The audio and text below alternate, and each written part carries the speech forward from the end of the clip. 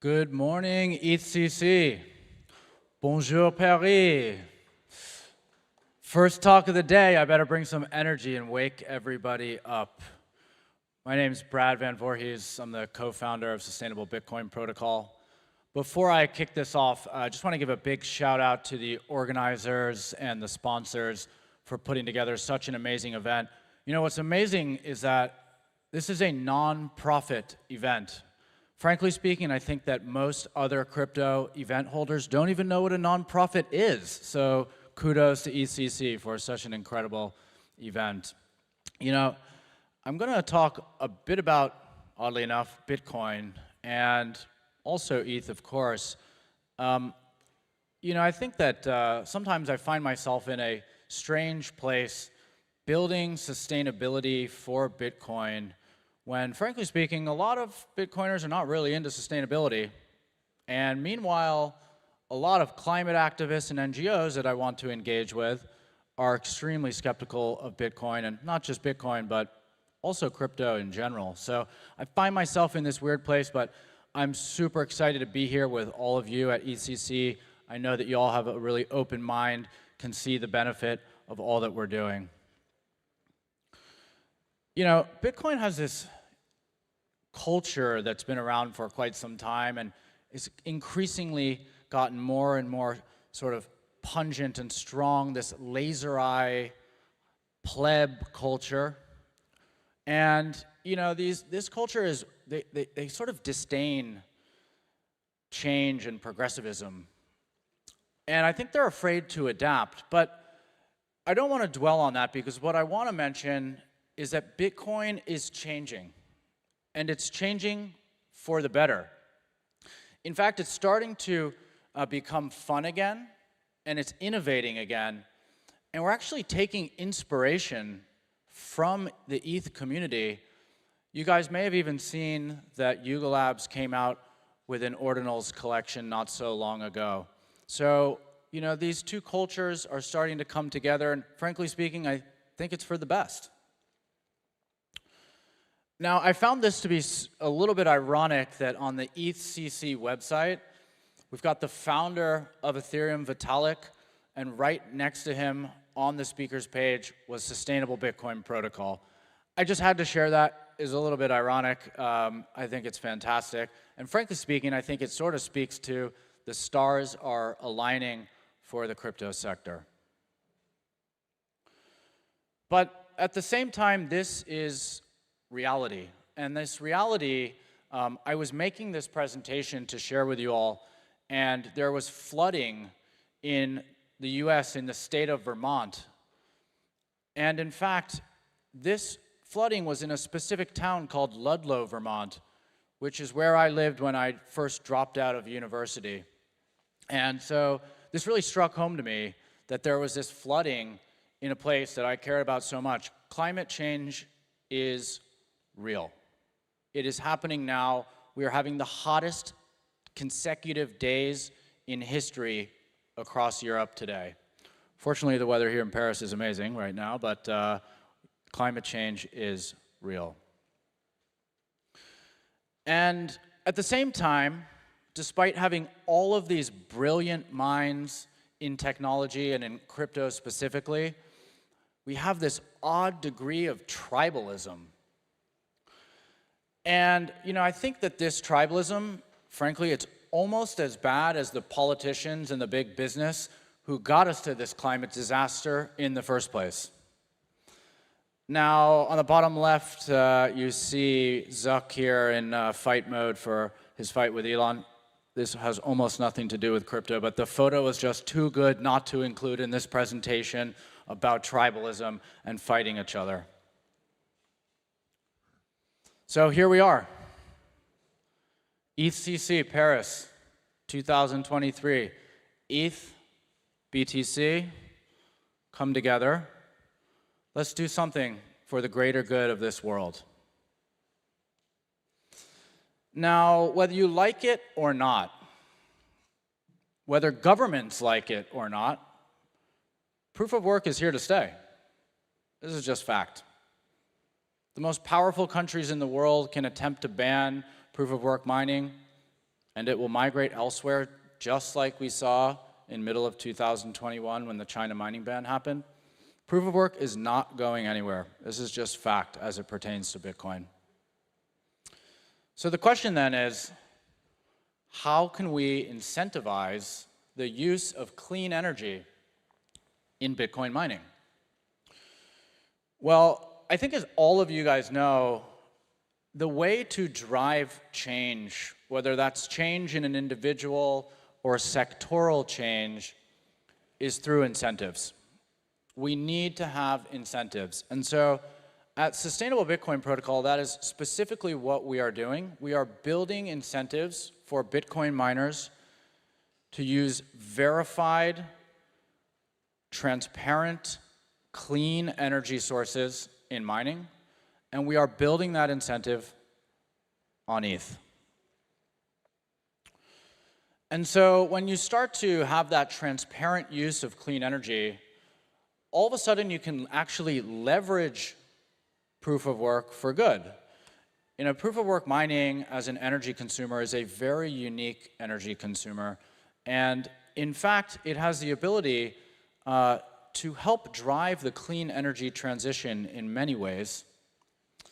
Happy to talk about all of those ways with anyone in this room at a later date, but let me give you just one example, and that is using waste gas that's currently being flared, burned, thrown away, destroyed, and using that waste gas to power CO2e mitigating Bitcoin mines.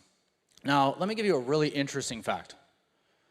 There is enough of this flared gas around the world. You guys have probably seen in video clips these flares burning out in the desert.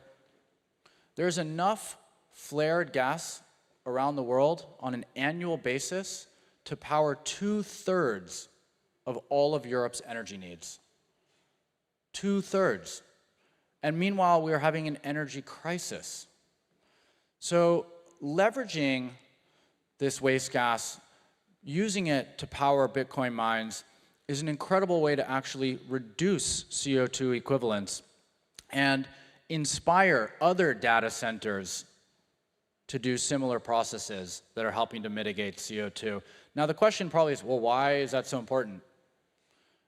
For those that don't know, methane is arguably our #1 lever we can pull to help slow climate change in the immediate term, because methane is 85 times worse for climate change than CO2 over a 20-year time horizon.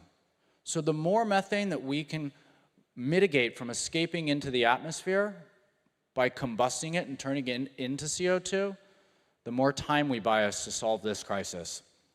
And Bitcoin mining is helping lead the way. The question always comes up then, how do you actually verify the use of clean energy in Bitcoin mining? And there's a lot of debate around it, and you know, the closed-minded folks that are in the sector perhaps are saying it's impossible. But actually, it's not impossible at all. We can do the exact same thing as literally every major corporation on planet Earth does, which is leverage existing frameworks like Renewable Energy 100 and the Greenhouse Gas Protocol, which are guidelines and frameworks for driving or procuring renewable energy.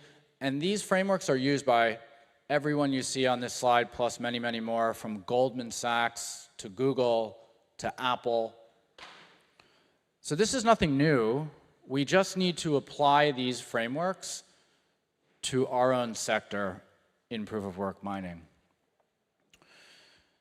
Now, we need to measure the energy consumption relative to energy procurement. And, you know, interestingly, just like Bitcoin, electrons are actually fully fungible. And what that means is that when you have two different energy generators, on the top you see a traditional generation like a coal power plant, and on the bottom you have a renewable generator. As soon as those electrons enter the grid, they instantaneously commingle, and they're now indistinguishable from each other. And so the end buyer of that energy, whether it's Google or Meta or this building that we're sitting here in Paris, they buy the energy that is the mix of energy that is coming into the building.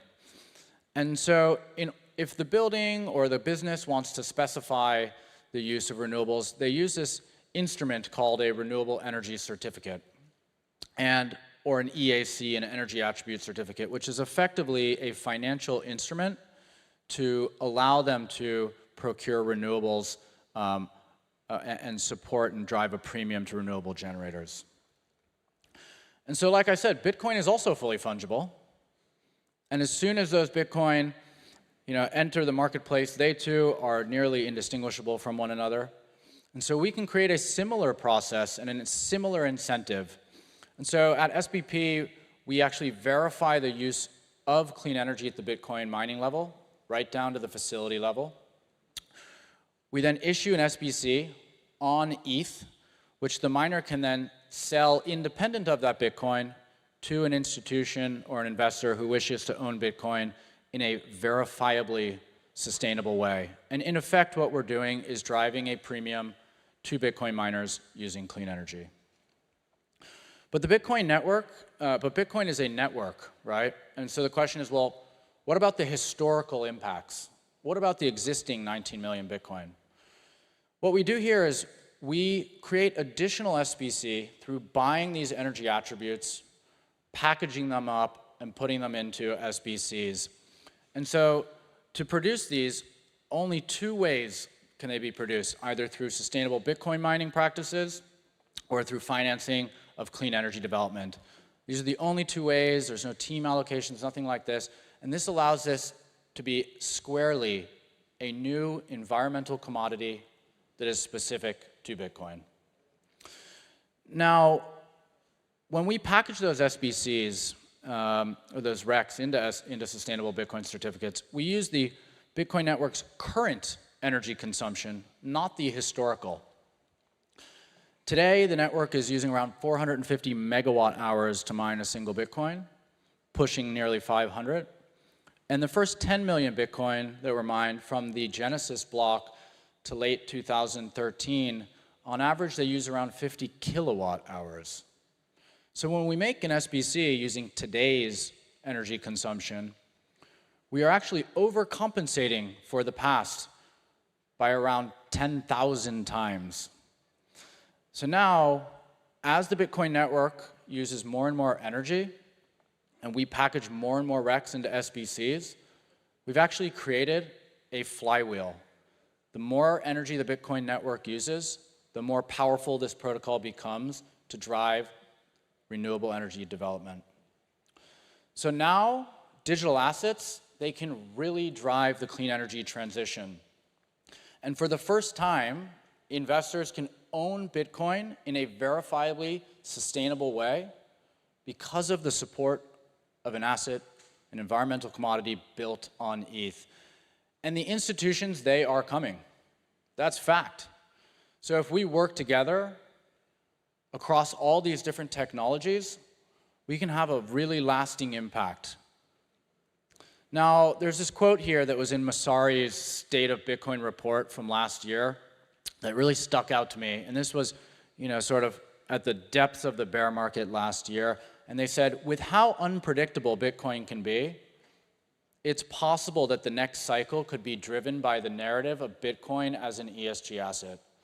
Actually, I want to change that quote just a little bit and say, with how unpredictable crypto is, it's possible that the next cycle could be driven by the narrative that crypto is driving the clean energy transition, both Bitcoin and ETH together.